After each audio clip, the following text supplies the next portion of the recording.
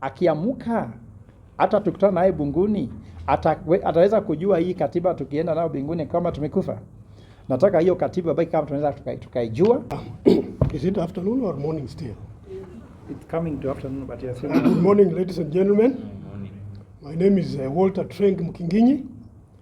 I am the convener, the national coordinator for the Linda Jamii Peace Marathon, which we are organizing on the 16th of December. And I would like to take this opportunity because most of my colleagues have already talked about the report which was released by the National Dialogue Committee about 2-3 days back. So I'll not dwell on that. I just want to say a few things about the National Peace Marathon, which has been organized by the Linda Jamii. Now, the Linda Jamii is an organization which wants to bring people, all Kenyans, together and to build bridges across communities, across political divisions, and so that Kenyans can start speaking the same language, focusing on the issues that concern the millions of Kenyans across the country. And therefore, we would like to take this opportunity this morning to welcome all Kenyans of all walks of life, whether you are in Jubilee, you are in UDA, you are in Kenya Kwanza, you are in Azimio, you are in ODM. We want to welcome you on the 16th of December for the Linda Jamii Peace Run, which is going to be conducted in Nairobi on the 16th of this month of December, and that we want to have as many Kenyans as possible attending the marathon. We are going to share to you the details about the requirements to participate in the marathon, which is going to happen in another maybe 2 weeks from now. And we want Kenyans to now start the dialogue. The dialogue that was conducted by UDA and ODM was a dialogue that was a proposal for Kenyans to start talking. And we want to thank the two gentlemen, President William Ruto and Raila Odinga, for having started the conversation. And now the serious conversation between all Kenyans should start right now. Thank you. Amen. Let's begin talking. Yes. Okay. Good afternoon. I'm Edith Msamali na ningependa kuongea na wamama. Wamama tunawakaribisha kwa Peace Marathon ambayo tuko nayo tarehe 16 Disemba. Na Linda Jamii, wamama ndio ulinda jamii. Karibuni, watoto wetu wamekufa kwa sababu ya demonstrations, maandamano, na hiyo tumekataa. Hatutaki maandamano tena. Tunataka amani. Na that is why tumeweza kukuja na Peace Marathon ili tuwe na amani, kwa sababu mtoto akiumia mama ndiye anasikia uchungu. Mtoto akilala njaa mama anasikia uchungu. Kwa hivyo baada ya marathon tuko na mpangilio ya kuweza kuempower mama ili waweze kuwa na chakula ya kuleta jioni nyumbani. Kwa hivyo wamama tumechoka na maandamano na tumechoka. Na waomba karibuni tuweze kuweka vichwa pamoja ili tuwe na amani katika hii nchi. Asanteni. So just a comment. Ningetaka clarify ya kuwa hii serikali ni white elephant. Wajua white elephant ni kitu ambaye hizi kusaidiana chochote. Na hiyo bipartisan report pia ni white elephant. Hakuna usaidi yote inatoka hapo. Na hii ripoti sio ya wananchi, hii ripoti ya watu wawili. Bipartisan ni watu wawili, sivyo? Sasa hiyo ni ripoti yao. Na vile wakili amesema, conversation ndio inafanya nini? Inaanza. Tunataka tushikane pamoja. Sisi Linda Jamii tulikuja at the right time. Hata religious leaders, civil society wamekubaliana na sisi. Na hata private sector wako na sisi. Wamesema tumekuja kwa wakati mmoja kwa sababu sasa hivi wanataka kusema mara sija sign, mara sita sign. Wasi sign lakini wasirudi kwa street. Hatutaki kelele tena. Tena tutasema hatutaki kelele. Na tunataka kusema kwa sauti moja, hatutapiga kelele, hatutapiga kelele, na hatutapiga kelele. Hatutaki kelele kwa sababu kelele inafukuza pesa nchi ya Kenya. Yes. Kwa sababu hatuna pesa mfukoni, kuna kelele mingi. Katikati ya watu wa Kenya Kwanza, wao wanapiga kelele katikati yao. Kelele yao ikiongezwa na Azimio ni kelele mingi sana. Na tukienda kwa street, sasa kelele imezidi. Pesa ngapi inaweza kuwa? Dola hizi kuwa inakaa kwa street ya Nairobi kama kuna kelele. Sasa dola inakimbia inaenda Ulaya, sivyo? Yes. Alafu sasa dola shilingi ya Kenya inashuka, sivyo? Tunataka tukue kimwa ili dola ikae nchi yetu, ili wakina mama, vijana na watu wa Kenya wote wawe na pesa mfukoni. Huwezi kuwa na pesa mfukoni kama uko na kelele, hata inatoka. Na ukianza kupiga kelele, pesa inafanya nini? Inapotea. Tunataka nini? Amani. Pesa inataka amani. Na kama uko na pesa kwa mfuko na uko na amani, hakuna kupiga kelele, sivyo? Yes. Mwenye anapiga kelele mwenye hana pesa. Na mwenye ako na kelele hapati pesa. Tunataka Kenya tuwe na amani. Kuna nchi zingine za jirani kuna pesa. Pesa inatembea. Na kwetu pesa haizi tembea kwa sababu pesa inaogopa kelele. Sasa nataka kuita Wakenya wote tukuje na tutembee kwa amani, tubebe mshumaa, pengine unabeba flowers, sivyo? Unabeba kile unajua ni symbol ya amani. Wakenya tukae kwa amani. Amani iko mpaka kwa our national anthem, isn't it? Sasa hii amani iko hapo. Amani pia is a fruit of the Holy Spirit kama wewe ni Mkristo, sivyo? Amani lazima kuwe na hekima, ni muhimu. Hizo zote tunataka ili tuendelee mbele, sivyo? Sasa ningetaka kuambia kuwa sisi kama Linda Jamii hatukubali kamwe ripoti ambayo imetoka kwa bipartisan talks. Hiyo sio ripoti ya Kenya, hiyo ni ripoti ya Bomas. Na hiyo ni ripoti kati ya watu wawili. Ndio maana inaitwa bipartisan. Nataka multipartisan report na tutaanza hiyo multipartisan discussion. Na Rais William Ruto na kiongozi wetu wa Azimio Raila Amolo Odinga, tunakuomba na tunakusihi msijaribu kuharibu katiba yetu. Tulitengeneza katiba ya 2010 na walisema katiba mbele yao ilifigwa kiraka sana mpaka tuwezi kuitambua, sivyo? Mkijaribu tena na hii bipartisan talk kuharibu katiba mpaka tuwezi kuitambua, tutakubali. Kwa sababu Kibaki alibeba hiyo katiba kama rais mwenye aliweka hiyo katiba ikawa wazi, sivyo? Je, akiamuka hata tukutana naye bunguni ataweza kujua hii katiba tukienda nayo binguni kama tumekufa? Nataka hiyo katiba baki kama tunaweza tukaijua. Ndio maana hakuna mtu asishike katiba. Ukishinda kuleta ugali na pesa, ugali mezani na pesa mfuko kwa Mkenya, katiba sio solution. Solution ni economic formula ambayo tunahitaji kuitumia. Asante. Yes. Yes, wacha jua kali.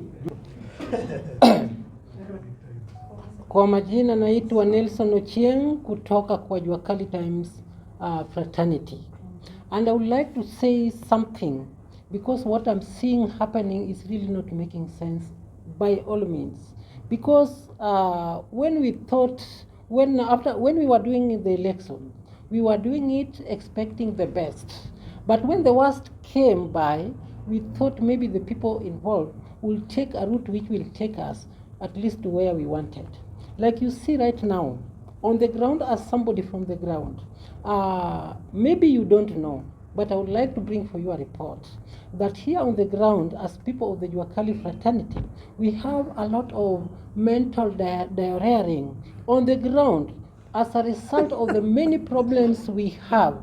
Like right now, so many husbands are almost becoming wifeless, in the sense that the wives are finding their husbands not making sense to them as providers, as a result of the simple thing which is wrong, things done in the wrong way all the times. And as a result of that, you find even paying school fees is becoming problematic to us, especially people of the Jua Kali fraternity. Yes. So when we hear nonsensical issues like by partisan talks, we ask you ourselves, is it because they think we are just pussycats in our minds that we cannot just think of how we can make a plural kind of approach so that we make things which can make sense. What is important, may I take this chance also to talk to our two leaders. You know, in leadership, it is good you have goodwill to serve the people. Be it that you are in opposition, be it that you are in government, we need the voice of reason to prevail, especially when you want to make decisions. Involve those who are directly involved, so that when you make decisions, it becomes a decision which is more sensible in comparison to what we are seeing happening. As I am concluding, we want development, and development can never be there in isolation.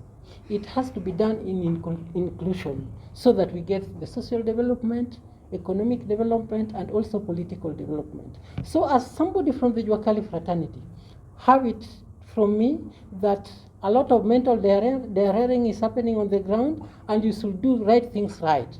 The mistakes we always make of every 5 years after things have gone sour, we go to boardrooms, what is really not sensible every 5 years. We want a voice of reasoning to prevail over this, so that when we do elections, equal elections, everybody is satisfied. Thank you very much. That is the voice of Nelson Ochieng from Juakali fraternity. Wacha, let me say something because we amenini. Nataka kusema hivi, tumeongea sana kuhusu deni, tumeongea sana kuhusu economy, but no solution. So mimi nataka kuambia serikali, kama mnataka sisi tujiendeleze kiuchumi, lazima wachue vile increase manufacturing. How can we increase production? But what makes you to increase production is demand of your goods. If your goods are not competitive, then you won't increase that production, because demand of goods is what brought about increase in production. Number two, nimesikia wakisema ati rais ameenda huko nje kutafutia market ati kwa sababu watu export sana. Sasa kama avocado yenye inatengenezwa hapa Kenya inaguzwa hapa Kiambu, haitoshi watu wa Nairobi. Kwa nini utoke hapa uende utafute market ya avocado China? So mimi naambia rais, wacha hizo trips zenye hasina maana za kuomba msaada. Akae kwa ofisi afanye kazi. Jambo la mwisho, wanatumia pesa mingi ku launch projects than kuweka pesa kwa miradi. Wewe rais akienda kama magharibi wa Western Kenya, ana spend like 50 million. Alafu contractor anakuja hapo for PR anapatiwa 5 million. That is nonsensical. Acha launch project from the State House, ama ambie chief wa launch huko mashinani. Hakuna haja ya wao kusunguka barabara na makari. Hao watu mimi nikiona sura ya mwanasiasa na kasirika kabisa. Because wanasiasa wana misuse pesa zetu. Hao ndio wameua uchumi. Hao ndio wamefanya watu wanahangaika sasa hivi. People are scrabbling like rats. Hakuna kitu yenye tunafanya hapa kama nchi. Hatuwezi produce, hatuwezi uza bidhaa zetu, ni expensive. Na ukiangalia ni ushuru. Uwezi kama ushuru mingi kwa kitu mpaka sasa hivi tukitengeneza hata kibiriti haiwezi nunulika. Tuna opt out to import from China ama India. Na hiyo kibiriti tumeandika mtu kwa tukimport. So hata raw material, mtu akitaka kuleta raw material than bringing finished product, huyo mtu wa raw material anafaa apatiwe tax free. That is how you can promote a shilling, because export increase, hiyo demand of our shillings also will increase, na hiyo ndio italeta value. Na value ikipanda ya shilling, deni yetu itakuwa kidogo. Deni yetu sio kubwa. Kubwa ni vile imekuwa kubwa kwa sababu shillings ina week in every time. Na hao wako on run, walienda kupanda miti wakatumia milioni 300 kupanda miti 200. So hiyo upusi kama hiyo inji haiwezi endelea kwa misingi ya upusi. Lazima tuwache kufanya vitu zingine, to focus on what merits. Hiyo tu ndio ninawambia. Sasa umesema hata kile tulisema hivi, hiyo cost of living cannot be solved with the wrong economic model. Yes. It's like Kenya is trying to go to prosperity using the wrong map. You cannot go to Naivasha with the wrong map. You can't go to Nakuru with the wrong map. By them still holding what's called bottom-up economic model, which has never worked anywhere, has never been published by any publisher, and has no author. It's a wrong map trying to find the true north of Kenya. The true north of Kenya is Vision 2030. The true north of Kenya can be found with Solomonic economic model, which you have suggested. I've given you all to read it. The president can also take this book and read. He will find the formula here. He will know where he went wrong. Lakini tukianza kutafuta penye tunaenda na map ambayo ni wrong, ni kama World Bank na IMF walituletea map yao ambayo ingewasaidia wao na wanasema itatusaidia sisi. Hiyo map tutoe na tutoe kabisa na tuweke ile map ya Vision 2030. Kila kitu iko hapo, hata education system iko hapo. KCP iko na shida, iko hapo kwa hiyo map. Washatupa map yetu kando, wamechukua map yao inaitwa bottom up. It can't work, it won't work, it is not working, it has never worked. Let us go back to wisdom, which is given by God. Thank you. Okay. Oh, how you doing?